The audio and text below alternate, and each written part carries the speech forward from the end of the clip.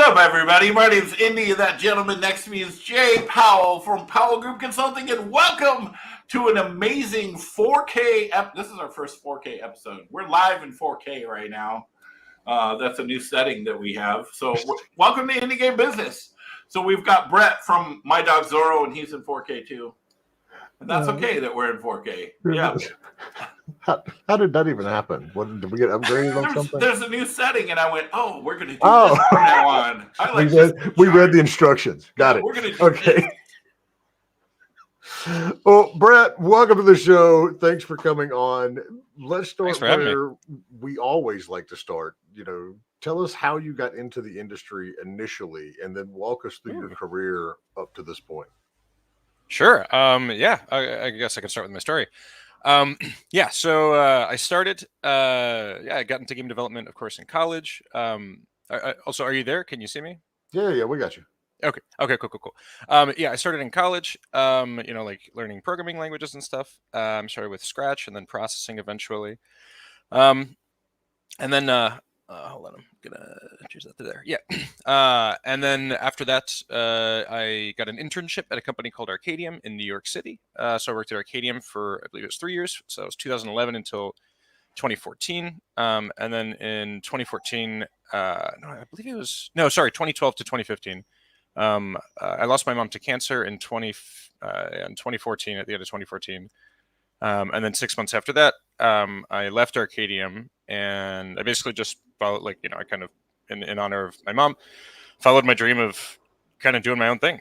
So then I founded my studio, My Dog Zorro, in 2015. After 2 years, I released a game called Limelight in 2017 of January, so that's technically a year and a half later. Limelight came out in 2017 originally for PlayStation and consoles. And then it was later put onto mobile 6 months after that in 2017. Blah blah. And I just made a bunch of prototypes and good stuff for 2 years, looking for, I guess, my next big thing until 2019. At which point I reached out to a company called Playdead. If you're familiar with the games Limbo or Inside, which might be, so Playdead is a company in Denmark. They made those two games, so I joined them, and then I moved to Denmark, if you can believe it. I'd only lived in New York and New Jersey my whole life, and that was just kind of boring. And I just figured it was time to flip the table, and just, I don't know, start a new life a little bit. So I was in Denmark 3 years, and up until last year, at which point I was ready to move on. Scandinavian climate and lifestyle. I was sated. I had received everything I needed to learn at that point in my life from Denmark, and now I'm living in Spain. I'm in Barcelona right now, and I've been here for almost a year.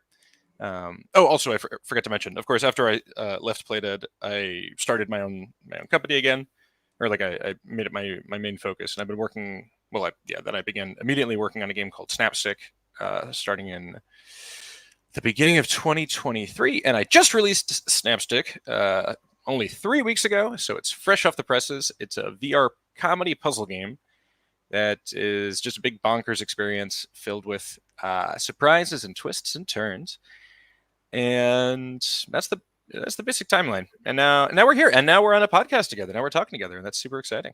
Okay, so I have lots of questions now.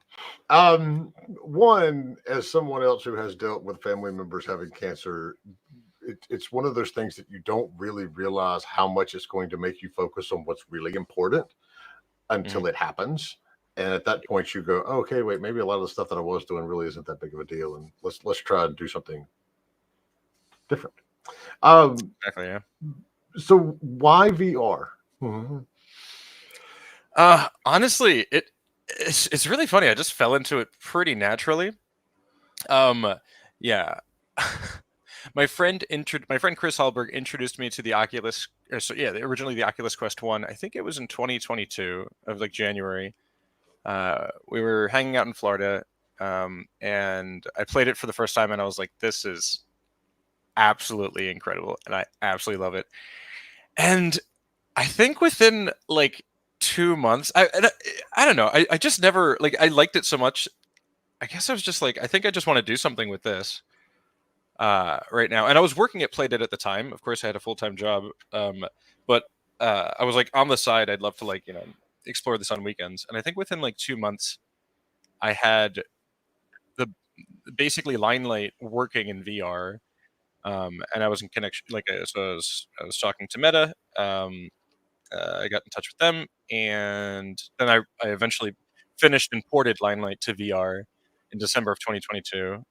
It was a port, so it was like I don't know, 8 months, something like that. Just doing it on weekends and whenever I had some spare time, um, which was relatively straightforward. But there was I don't know, man. I just really got drawn into it because I liked the tech so much, and I felt like the potential was so massive for creativity and for things that you just can't do with a regular screen.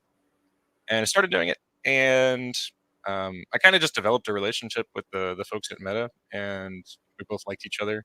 I guess, yeah, like we all liked each other, and I'm like, you know what? Actually, this VR stuff is actually pretty fun to make. So I'm still doing it. So you worked with the big companies in New York with Arcadium, and then you've gone to work, over in Denmark. Now you're doing your own thing. Mhm. What are some of the differences that you found? Because I know a lot of folks are like, okay, well, a big company can be very stressful, but running your own company can be just as, if not more stressful. What are Yeah. some of the things that you've learned between the different work environments that you've had and how you've adapted? Oh yeah. Oh wow. Yeah, sure.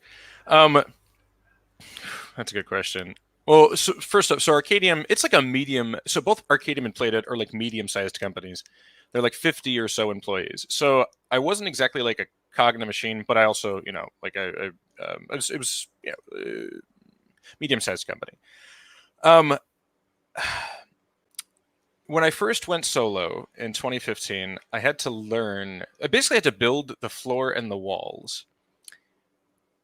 After I left Arcadium, I didn't really know which way was up. I didn't really know what was going on. There was no scaffolding. There was kind of no structure. I basically quit my full-time job to do my own thing, kind of like follow my dream. And I didn't really have any routine kind of built in or any knowledge of how to do that. So I had to first learn how to do that, or at least enough for me to, be able to work full-time for myself and kind of do my own stuff. Can you ask the question again? Because there's a lot. I'll have 1,000 answers to this. There's so many different things we could talk about just related to No, this. it's all good. But let's boil it down a little bit then. Sure. What are the different stressors that you have to manage between being in that mid-sized company and then being on your own? Oh yeah. I mean, I don't think I need to necessarily go into too much about the stressors for working for a mid-sized company because I feel like it's unique to each company, and also I just feel like that most people can, I don't know, relate to that or have their own stories. But for me, the stressors of working alone, working completely solo, one thing that they don't tell you is that it's really lonely. It's really lonely, man. Like, you're kind of in the dark on your own, and it's like being in the middle of a cave, and you can call your friends at any time. Like, you can talk to people, you're hanging out with people, but nobody's there with you in the cave. Nobody's there to share the fears that you have or celebrate the successes either. Like, when you do something and it does really well, there's nobody that is invested. Like, if you're completely solo, if it's just you, there's nobody that's completely invested in it, in the same way that you are.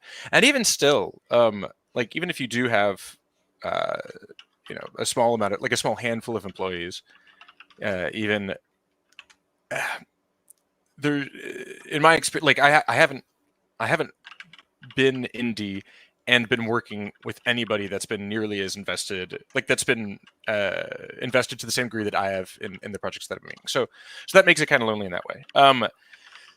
Also, there's the what the hell am I doing with my life question. So, like, when I was making Limelight, I had to put my foot down as I was making Limelight. I was like, I need to stop asking myself, why am I doing this right now when I'm programming in the middle of the day? I'm like, that is so not productive. That is a major distraction. I can analyze my life choices after 5 o'clock. Let me finish what I'm doing now and really focus, right? yeah, so that's all thing. So I mean, I learned a tremendous amount just working online, like, because it was, it's my first project, first time going indie solo. Nowadays, I have a completely different. It feels like I have a totally different platter of stressors and questions and things that I'm focusing on, and things that I'm still like that I'm new lessons that I'm learning.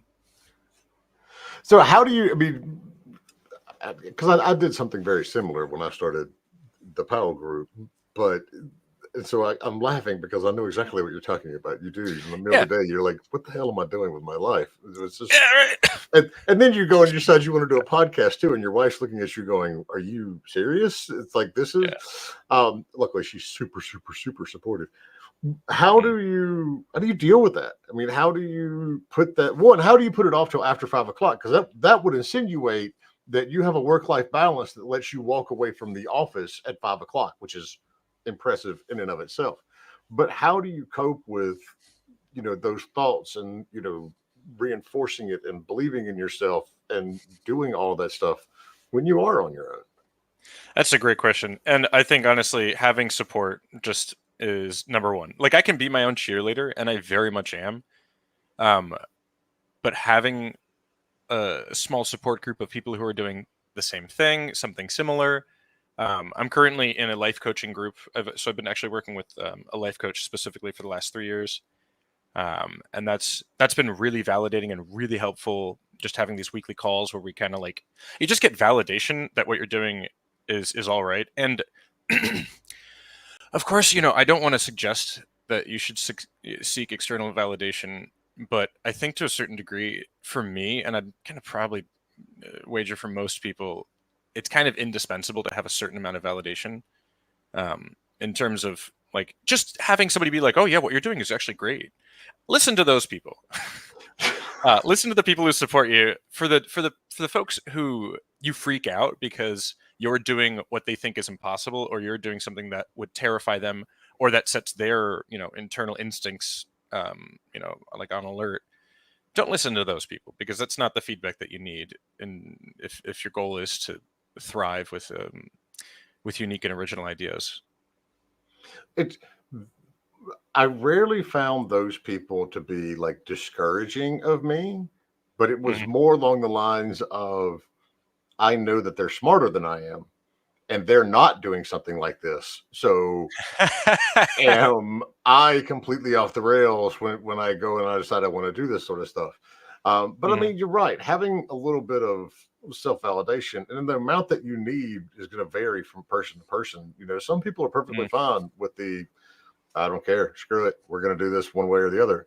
But, having a little bit of validation, but also checking to make sure that what you're doing is along the line. You don't want to find out that you're doing something new, even though other people have done it, but you're doing it completely differently. And there's no backup on that side either. But that's interesting, looking at the life coach and doing that for 3 years, because especially, yes, you're traveling around and doing solo ventures. That's important. For sure. Yeah. So, I mean, I would recommend like for any, just in general, I'll say life coaching has been so useful for me. I'd recommend, if you're interested or curious, life coach, business coach, kind of like anything along those lines, somebody who's like professionally qualified to kind of like help align you with your dreams and effectively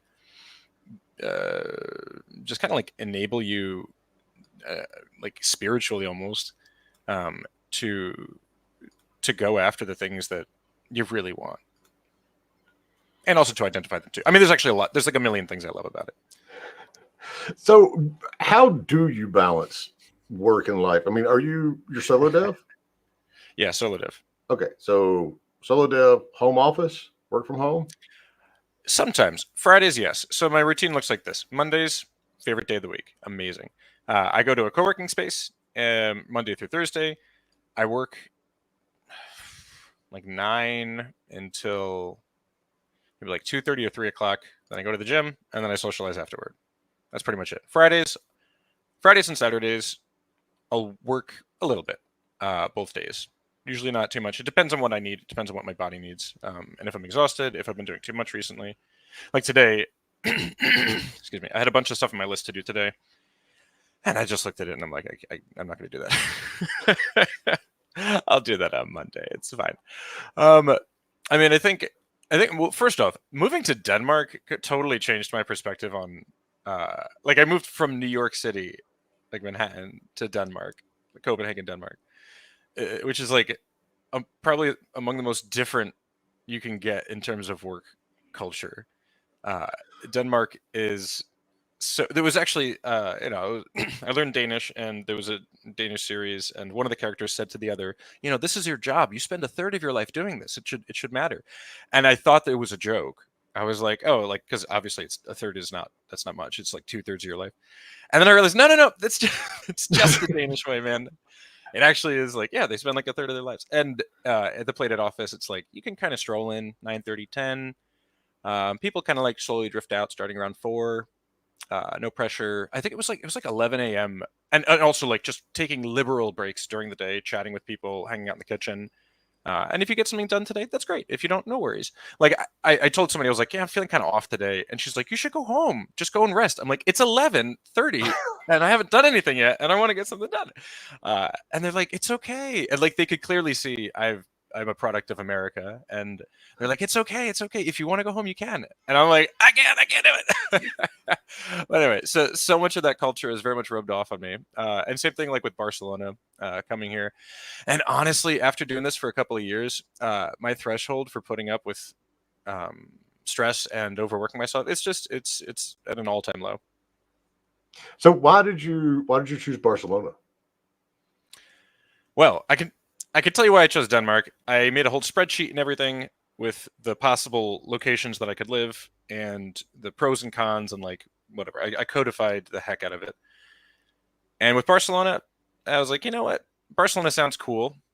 I want to do something I haven't done before, which is just kind of like listen to my gut on this and try it out. And I heard good things about Barcelona. I visited, I liked it, and I'm here now.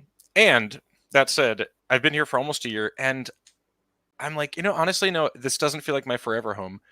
So in a month from now, actually in a couple of weeks, like 3-4 weeks, I'm going to be visiting Mexico City and Medellin, Colombia, because I'm considering moving to Latin America now at some point early next year. And when I say considering, it's almost definitely going to happen. So, yeah. Yep.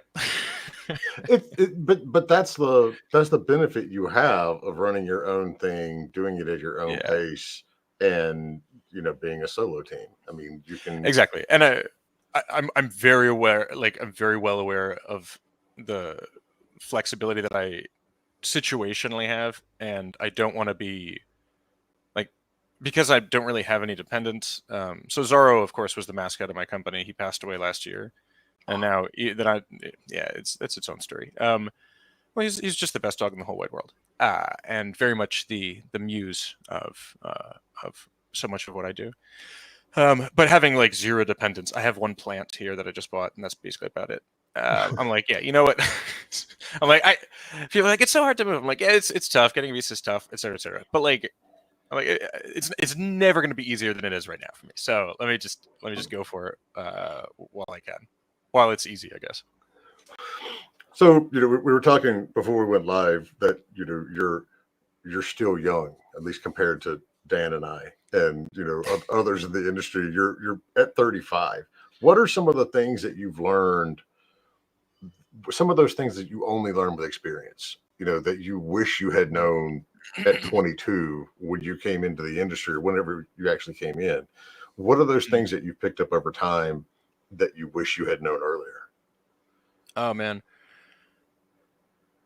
One, dissatisfaction.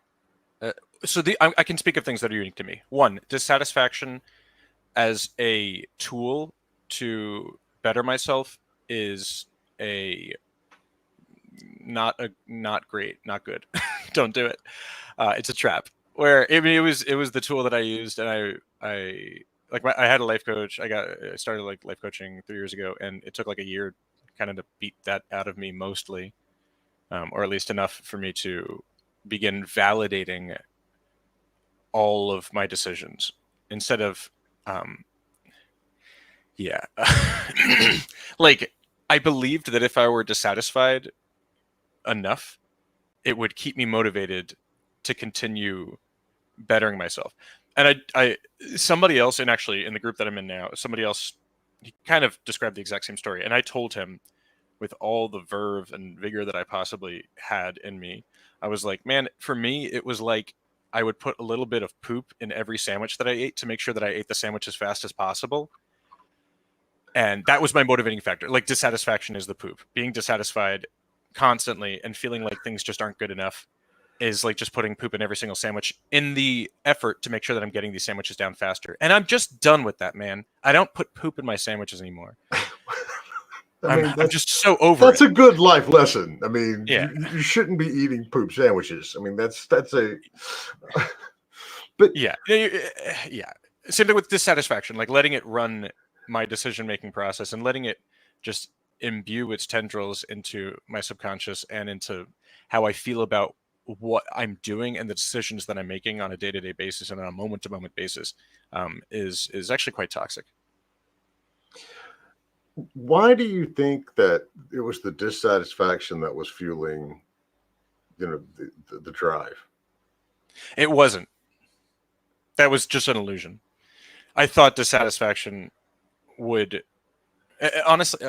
I love Bob Ross. I revere him, but I kind of got that idea from him at least so intently. There was one episode. So I used to paint with Bob Ross, and I might get back into it at some point in the future. But he said, "Dissatisfaction. I hope it plagues you, because that always motivates you to make the next painting even better." And I was like, "Oh wow, that's really profound." And then I kind of adopted it, and and I think that also, like, I naturally had a proclivity for that as well, just to be dissatisfied. So that kind of like catapulted me into being. And when I say be dissatisfied, it's not like I was walking around being depressed or upset or anything. It's just that I never felt like anything I did was quite as good as I wanted it to be. Like, I always held, it was like having a stick, like taped to my head with where I want to be, always like 2 feet in front of me, and I would never be able to reach it. And my belief was that by always making sure that that delta existed, by always making sure that what I'm trying to get to is not where I am, I believed that that would help me improve continuously. And that worked up until a point. But I think not allowing myself to have, like the carrot on the end of the stick at any point is really cruel. So,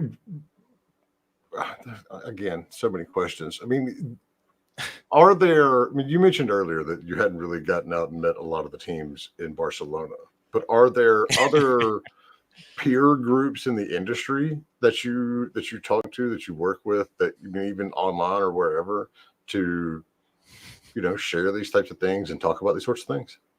Embarrassingly, no. GDC in March is pretty much the only time that I connect with game devs nowadays. When I was in New York City, yes, I was part of like the New York indie gaming scene, and I knew a lot of the people there. I mean, of course, I still do, but I don't live in New York anymore. And that's definitely on me that I haven't worked hard to find where the game devs are in Barcelona. But no, honestly, this is actually just kind of like some dude in his garage just doing his own thing a little bit to a certain degree. Well, so someone just asked if there's a strong game dev community in Barcelona, and I mean there is. Brett just doesn't talk to them. Yeah, I just don't. I literally, I haven't prioritized finding out about it. Yeah, I mean that's 100% on me. Yeah, like I make sure that I do get out of the house, and I socialize a ton here. But socializing with game devs, I just haven't done it since I've been living in Barcelona, and only as I've been describing this, like the last, like, and we mentioned this a little bit before the call started. Do I realize I'm like, actually, that it seems like something that's kind of missing. But that's one of the side effects of working completely solo, is that you'll just miss really obvious things. like hey, are you spending time with other game developers? It's like, oh, yeah, I didn't even consider that, because it wasn't handed to me, automatically, right? Well, until you didn't know the language when you first got there either, right? Yeah, that's true. Although I feel like if I had to guess, I'd say most of the game studios here, most people here do speak English as well. Over half of people speak good enough English to get by, in Barcelona specifically. But still, I was just like moving to a new country, not knowing anybody when I first got here. And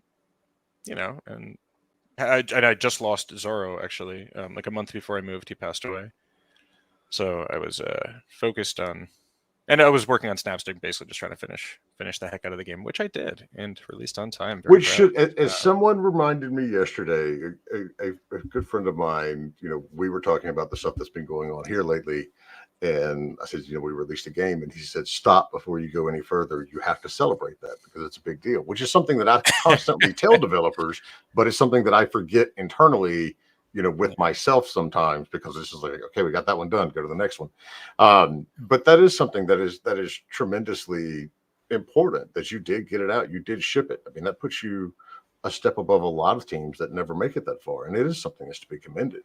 Thank you.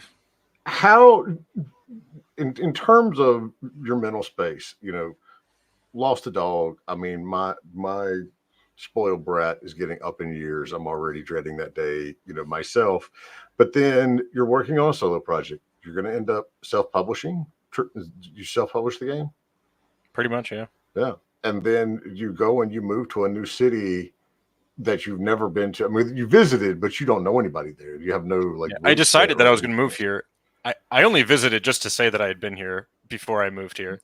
So make it sound less crazy. It's like exactly, yeah, like literally 100%. So I mean, how did you go about acclimating yourself once you got there? And I mean, not to harp on the work-life balance, but more of like the mental balance of all of these things going on at one time. And in a sense, you're just kind of piling stress on. So how did I handle the work-life? How did you handle acclimating, to that change to Barcelona, plus, the loss of Zorro, plus the game that you're solo developing and self-publishing? Because it's a lot. Yeah. Well, one of the advantages of being your own boss is that if you do lose your best friend, you can take off from work as long as you need to grieve. So I stopped working for a full month. I didn't work a single day in October last year, and actually I got into Legos instead. Like, I brought Legos to the co-working space that I usually went to because I couldn't stand being in my apartment and it was so quiet in there. So I'd bring Legos and I would work on my Legos in the co-working space, and I didn't care. I took naps as well on the little sofa. People stared at me. I didn't care. And I cried a lot, and I spent time with friends, and I wanted to impress myself with how well I grieved. Actually, that was kind of one of my goals, which is a ridiculous goal, but I quite like it actually. And I grieved really just tremendously. So by the time that I moved to Barcelona, I mean, of course, I still grieve Zorro continuously, and he still visits me almost every night in my dreams, which is lovely. But yeah, by the time I'd moved to Barcelona, it had been a month, and I had gotten through enough of that part of the grieving process where I wasn't unstable. I was able to, of course, I was continuing to grieve nonstop, but I was in a stable enough, emotional position where I could take care of myself. And then as far as acclimating to a new country, I had already done it on hard mode. I moved to Denmark, to Copenhagen in, I believe it was, I got there like late summer of 2020. I don't know if you remember what happened in 2020, but there was something. There was something that happened in 2020. Yeah. So moving in the middle of a pandemic to Scandinavia, which is famously difficult to meet new people. And then the winters in Denmark are it's just dark 100% of the time, more or less. And I've heard that I know there's other places that are even more intense, and I can't even fathom living there. Like Stockholm, I know is significantly more north than Copenhagen. I couldn't imagine living there in the winter. So that was really hard. So I'd already done that on hard mode. So moving here, it's funny when you ask me, like, how'd you acclimate? I'm like, I don't know, man. It's kind of my answer. Went to the beach, Yeah, basically. I mean, so meeting new people in in a foreign country. I've actually, so going to these language events I started doing them, I think in like April or so. And I've been really enjoying it. And a lot of people not a lot, but a small handful of people that come to these language events only speak their native language. They actually just want to socialize, which is quite funny. There's an American woman here. She's maybe early 60s or so, and she's so animated, she's so vivacious, and she doesn't speak any Spanish at all. She's been living here for 10 years, and she refuses to speak Spanish. But she's always at these language events helping people practice their English. So, yeah, like I didn't realize what a low stakes. So, you know, if you're curious about moving to a new country, where you don't know anybody, just like going to meetup.com, and it's so chill, it's so low stakes. And yeah, so that's one thing that I did. Also the improv. So I do improvisation. I learned, or like I practiced improv back in New York. I studied at the Magnet Theater. And I performed improv in Denmark I was performing pretty much every week for about a year and a half before I moved.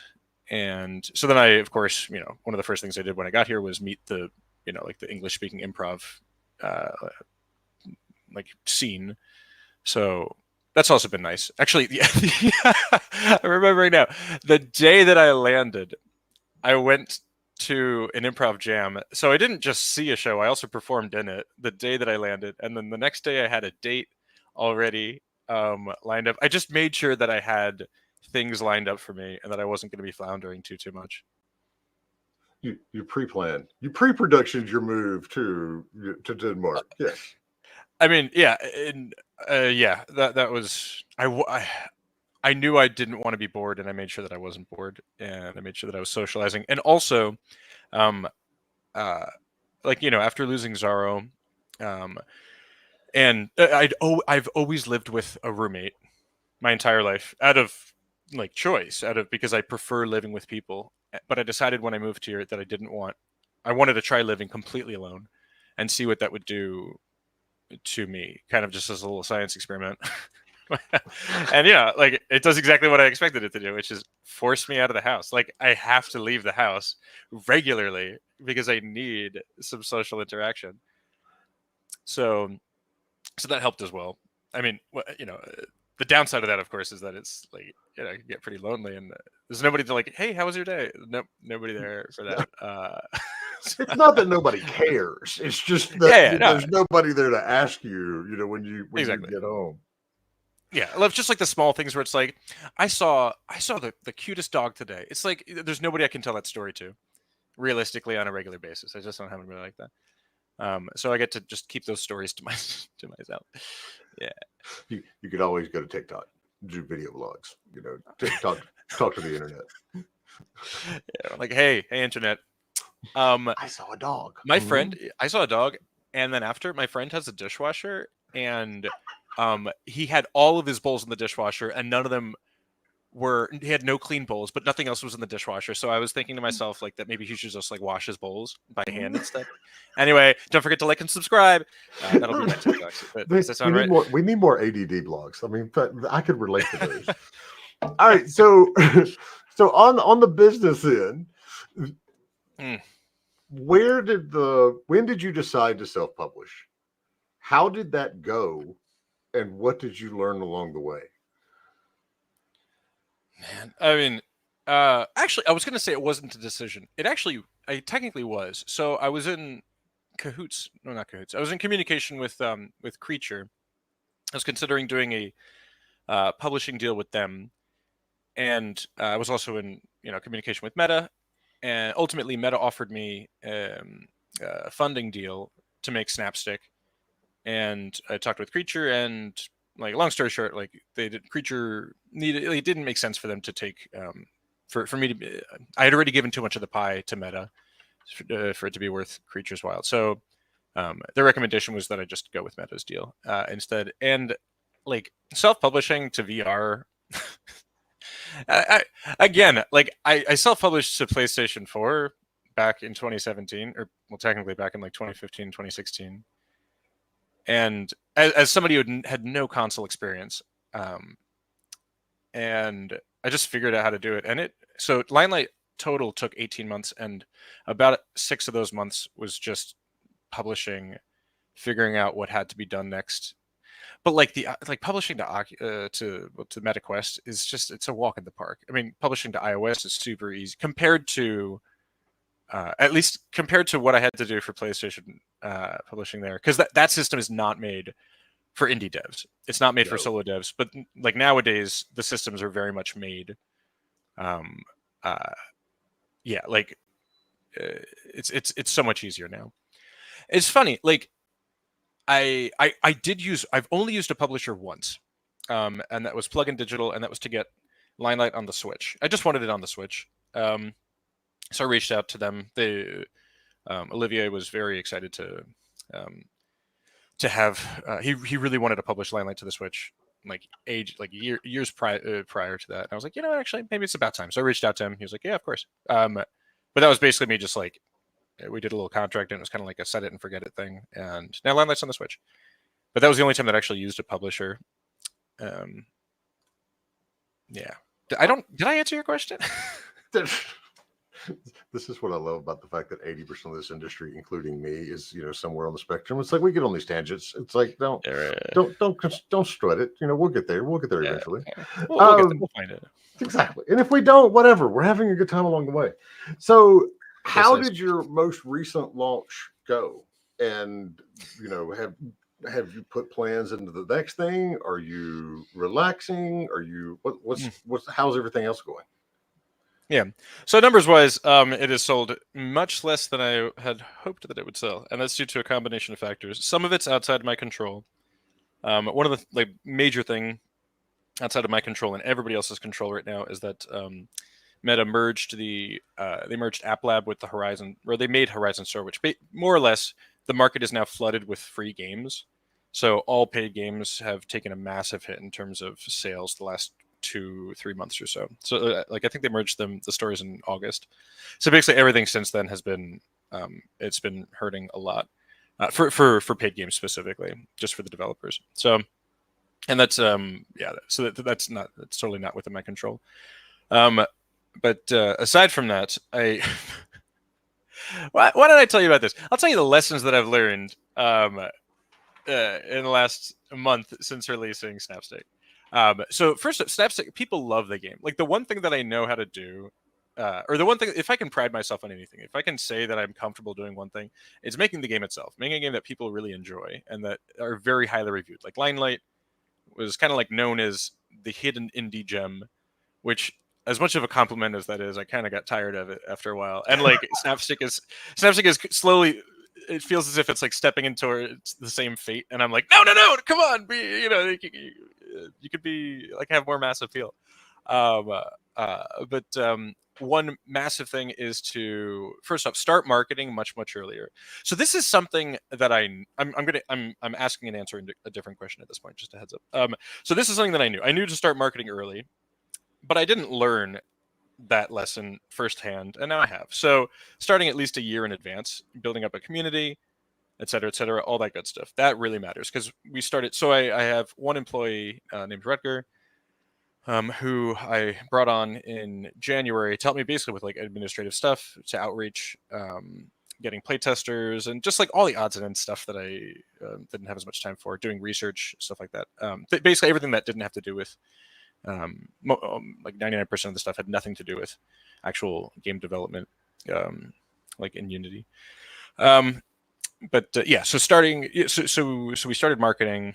It came out of the gate a little bit sloppy as well, like a month beforehand. People didn't really know about it. And the store assets. So then the second lesson. So one, marketing early.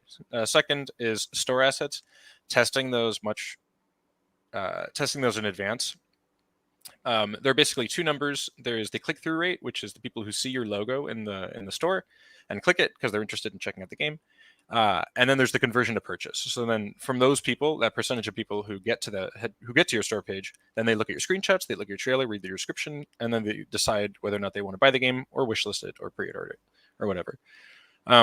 And I hadn't done any testing whatsoever on those assets. And the pre-order numbers were excruciatingly low. Like like comically low, or I'm like, I think I know I think I know personally the people who pre-ordered, like that level. And I'm like, but I'm sure that means nothing because we haven't published, we haven't publicized it much with marketing, et cetera, et cetera. No, but actually, that really was a sign that the store assets that I had for Snapstick were not selling the game whatsoever. People didn't know what it was, they didn't understand it. So I've basically been spending the last couple of weeks working on that because, again, the game's has really been connecting with people, and I've gotten phenomenal feedback from playtesters, and the reviews are very sparkling, which I'm so pleased with, that people are getting it, that they're understanding it, which is wonderful. But getting people to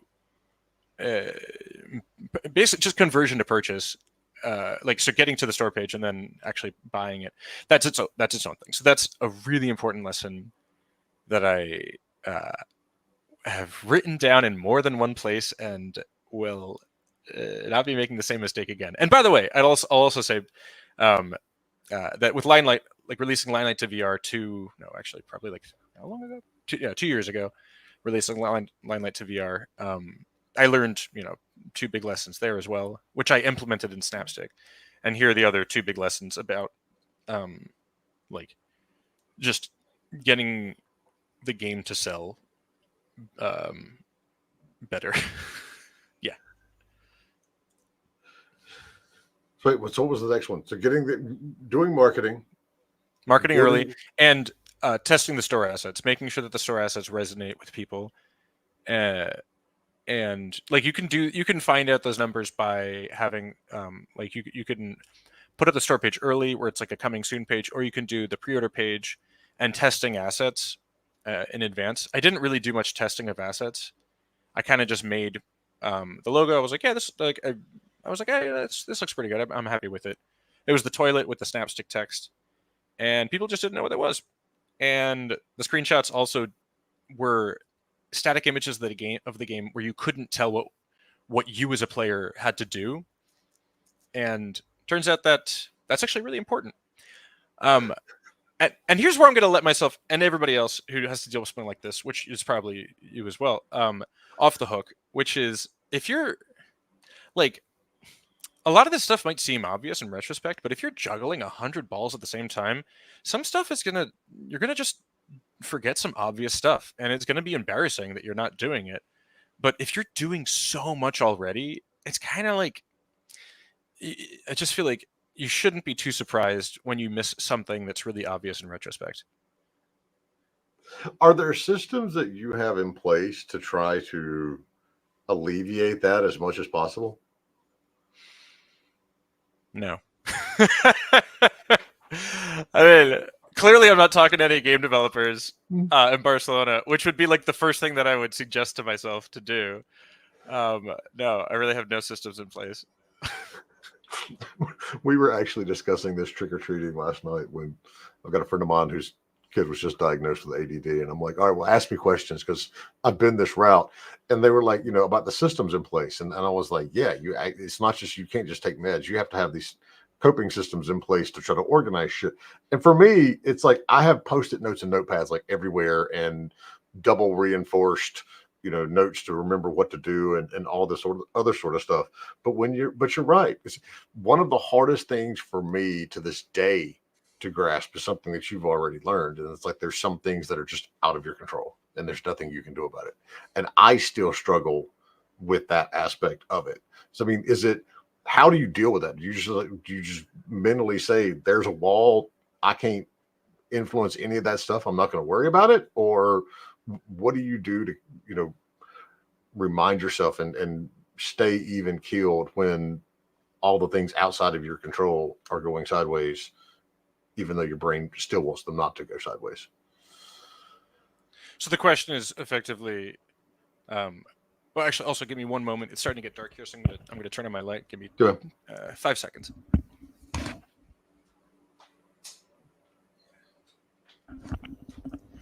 All right, beautiful. You should be able to see me slightly better. Beautiful oily skin. Anyway, yeah. So the question is effectively, it sounds like, how do you deal with things that you can't control when they go the way that you don't want them to go? Yep. just reading the Serenity Prayer, man. Like, I mean, I've internalized it at this point. Like, it's something that I really had to work for over time. And I think reading stories from other people has really helped. Like, I've read a lot of books and talked to a lot of other people, and just imbued, or is imbued now. Like, I've just like kind of drank the wisdom that I could out of the world regarding how do you handle when things go south and they're outside of your control. I think at this stage in my life, it's happened enough times because there's just so little that I can control, like globally speaking. But there are some things that I can control, and those are exciting. And so, for instance, like, the merging of the store pages, I'm like, honestly, I'm like, okay, sure. Like, it sucks, but there's nothing I can do. I don't believe that there's anything to be learned there for me. I don't believe there's anything for me to, like, regarding this specific thing. There's nothing for me to learn from this. There's nothing for me to do about it. I can't prevent it. I couldn't have necessarily predicted it. There's no global lesson that I believe would be valuable to me taking this forward from that particular thing, the merging of the store pages, which, hurt the sales in all paid games. So I literally just kind of discarded that as something that even happened. Like, it's not in the equation of things that matter for Snapstick. So do you think, because of this, that the VR ecosystem is going to go the way of the mobile system, and we're going to be in that race to the bottom with microtransactions? I hope not. I mean, I honestly have no idea. I can say, I'll also say, I'm not super tuned in with the VR world. I'm just a dude having fun making games and loving the tech. I'm not. I don't experiment with that many other VR games. Which, like, when I say experiment, I don't like. I'm not regularly buying VR games and trying them out. I just enjoy making it, making the stuff. So I don't feel super qualified to speak too much to that. But I can say that physically, mobile devices and VR headsets are fundamentally different right now, and they probably will be for at least the next 10 years, where a mobile device is always in your pocket, and a VR device, like, putting on the headset is an activity that you have to do that is very different from even just turning on a console. So I will say I would be surprised if VR went the way of any existing ecosystem, just because the physical demands of it, even though it's a small amount of friction, like putting on a headset, but just that, I'd be surprised if it ended up being similar to things that already, like, super similar to things that already exist, because it just feels different. When I say super, I don't see it falling into the exact same pattern as something else. But I'm just some guy, and that's just my guess. I'm really take that with as many grains of salt as you possibly can. All right, so we've got a question coming in from YouTube, and we did talk about it a little bit, but I want to see if there's anything you want to add. They say, when I'm working on making videos and games, I neglect the other social outlet. Is there a method that you use to keep socially active? And so we talked about the language classes and the meetup, meetups and improv and stuff. So I assume that this question is about physically, like, staying socially active in person. I would actually say either way, because I mean, when we get working, we're not really social virtually either, but I mean, typically, I would assume it's going to lean more towards the physical side. Yeah. Well, as somebody who always has 20 unread texts and a million unread emails, and people, like, I just had literally somebody text me like 2 hours ago, like, "Hey, is everything okay? I haven't heard from you in a while." It's just somebody who's like just struggling to keep up with the basics of social media. I don't know. I don't really post to social media. All my marketing, any marketing that I've been doing for Snapstick, has been very much me dancing a dance that I just don't normally do whatsoever. Like, I don't check Facebook, not really on Instagram. I only do it as a means to an end. So and also, like, for business reasons, and specifically to keep in touch with specific people that I want to keep in touch with.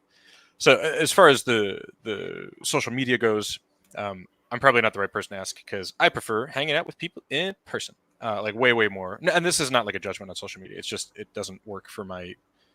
It's not. It's just hard for me to manage. I feel like one of my when I go to I used to go to Florida when I was living in Denmark and I would just be there alone for 6 weeks at a time with Zorro at the time, and my phone would just be in one room and I wouldn't be it would just for the entire day. My phone would be in that room and it was just absolute bliss. It was amazing. I could do whatever I wanted. And no distractions, nothing. So I love that. But to answer the question, which is like, how do you stay socially active when you're so focused on something that you're working on? It's a really good question. I mean, just seems like I feel like this is a non-answer, but I'd say prioritizing it, just making sure that you are getting your social needs met. And this is a bit more global than just social needs as well. Like, are you, if your social needs aren't being met, odds are that other needs that you have probably aren't being met. Like, are your stress levels, reasonable or manageable? Are you sleeping enough? Are you eating healthily enough? Are you taking care of yourself physically? And social, is of course one of those things as well. So if I had to give like quote unquote advice, it'd be like, yeah, just checking, if you're a sim, just checking your bars. Is everything okay? Oh my God, I had never thought about real life like that, but that is a great analogy. Really? Oh man, I think about that probably a little bit, way too often. Or I'm like, how's my social bar doing? Yeah. And that's one thing that The Sims doesn't have that I wish that it did is like social battery as well, where it's like, the social bar is just overcharged and you just need to be alone. Yeah, because that's very much how we actually operate. But I'd say prioritizing. I'm going to answer you like again more globally. Prioritizing your general well-being and making sure that your basic needs are being met. Yeah. All right. So last question, and we're going to make this an easy one for you as well. And I'm lying when I say that. Where do you go from here? What do you want to work on next, whether it's your next title or improving yourself, or what are you going to concentrate on in the upcoming 2 years based on life so far? It's a really great question. Not an easy question, so but I love to answer it. Let's go. The next month, so I'm leaving for Latin America in it's the 1st of November. So yeah, like a little bit over 3 weeks from now. Up until then, I'm going to work on an update for Snapstick for the winter update. There are still things. So I just released Snapstick 3 weeks ago, and there's still plenty of things that I can do. There's still more to learn, right?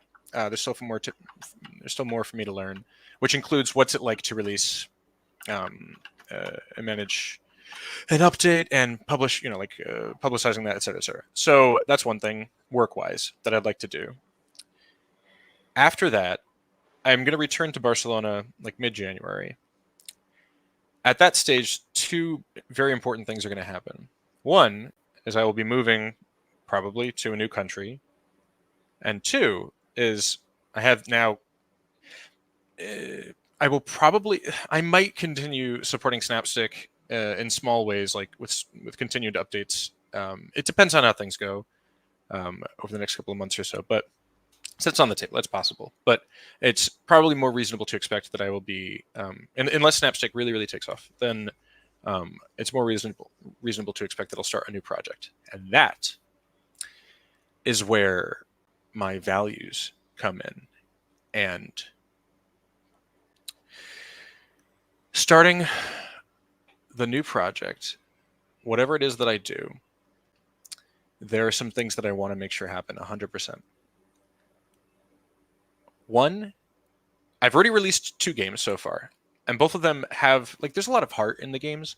Limelight actually, it's an emotional game considering the fact that it's just lines and almost entirely puzzles. And Snapstick, there's a couple of emotional moments in Snapstick as well. And I kind of want to take